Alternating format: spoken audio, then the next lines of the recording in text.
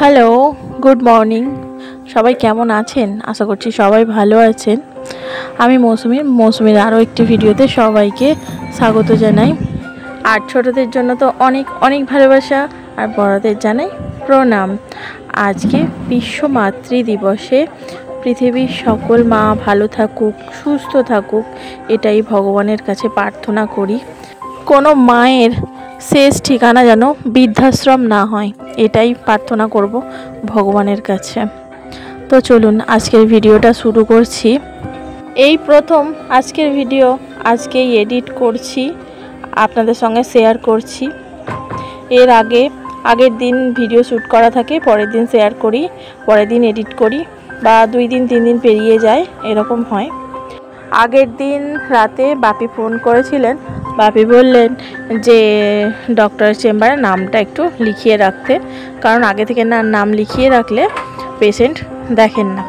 তো এখন আবার নিয়ম পাল্টে ফেলেছেন। তো প্রভু আজ সকাল 6টায় উঠে ডক্টরের কাছে নামটা লেখাতে গিয়েছিলেন। তো ওখানে নাম লেখানো হয়নি, বলেছেন পেশেন্টকে আসতে হবে, নাম লেখাতে হবে। অনেকেই তো আছেন নাম লিখিয়ে আসেন না, সেই জন্য। তো মাকে ফোন করে বলেছিলাম আমাদের বাড়ি আসতে। মা বলেছিল আজকে হবে না, শরীরটা তো ভালো নেই, আর এই গরম রোদ্দুর। তবে তাড়াতাড়ি ডক্টর দেখানো হয়ে গিয়েছিল, আর মা চলে এসেছিল আমাদের বাড়ি। বলতে পারেন সারপ্রাইজ। খুব ভালো লাগলো আজকের দিনে যে মা এলেন আমাদের বাড়ি। এটাই তো একটা সন্তানের কাছে বড় পাওয়া, বিশেষ করে মেয়েরা তো শ্বশুর বাড়ি থাকে। তো মা বাবার সাথে দেখা হওয়া, মা বাবার সাথে কথা হওয়াটা আলাদাই ব্যাপার। তবে যখন শুনলাম মা আসবে না, তখন মনটা ভীষণ খারাপ করছিল। কখনো মাকে জড়িয়ে ধরে বলা হয়ে ওঠেনি মা তোমাকে কতটা ভালোবাসি, তবুও হৃদয় কাঁদে, বলে ওঠে মা তোমাকে সত্যিই খুব ভালোবাসি। এটা শুধু আমার ক্ষেত্রে না, সবারই।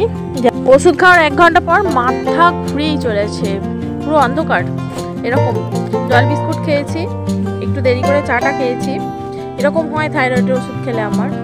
তারপর মা এলো, চা বানালাম, আবার অল্প কয়েকটা ভাজা পিঠে বানিয়েছিলাম। সেটা আর আপনাদের সাথে শেয়ার করা হয়নি, জানেন বন্ধু। কি করে করব বলুন তো, ভীষণ ব্যস্ত ছিলাম, ফোনটা নিয়ে আর শ্যুট করা হয়নি। তো দেখুন আমি যেসব সবজিগুলো প্রভু এনেছে সব ধুয়ে রাখবো বলে আর কি বার করলাম। তো কি বলুন তো, এত রোদ্দুর, কিছু ভালো লাগছে না। গরমটাও সেরকম পড়েছে, শুনছি 13 তারিখ পর্যন্ত এরকমই গরম থাকবে। আম কাঁঠাল এমনিতেই পেকে যাচ্ছে, জামাই ষষ্ঠীর অপেক্ষা নেই। জানেন বন্ধু, মেয়ে বড় হয়েছে, একটু ভীষণ সুবিধা হয়েছে।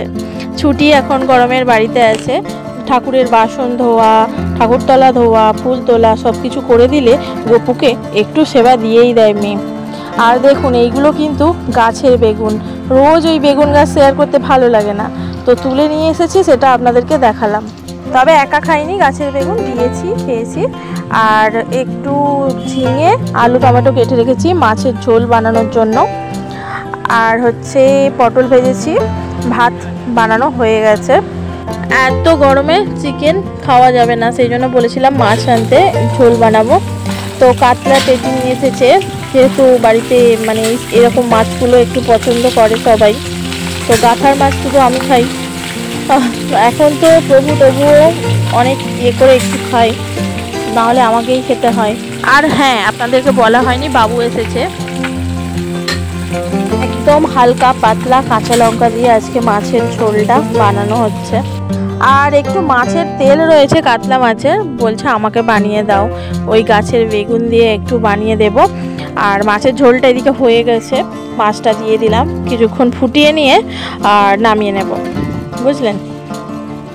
এই তো সাদামাটা মেনু আজকের আমাদের দুপুরের।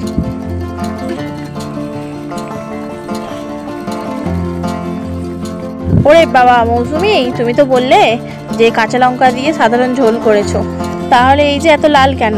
আরে বন্ধু, কাশ্মীরি লঙ্কা দিয়েছি, বুঝলেন। তো একটু বেরিয়েছি, ব্যাংকে যাওয়ার ছিল সামনেই, তো ওখান থেকে ঘুরে এলাম, ভিডিও তো করতে পারিনি।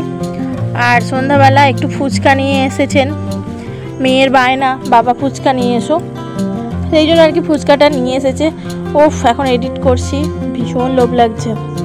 তারপরে এই যে রান্নাবান্না হয়ে গেছে, আর ছেলে মেয়েকে খাবার দিয়ে দিয়েছি। আজকে পটল কুমড়ো আলুর ওই তরকারি আর পরোটা বানিয়েছি, তো এদেরকে খেতে দিয়েছি। প্রভু আসলে খাবো। চলুন আজকের ভিডিওটা এতটুকুই থাকলো, আবারও কোনো ভিডিওতে দেখা হবে। সবাই ভালো থাকবেন।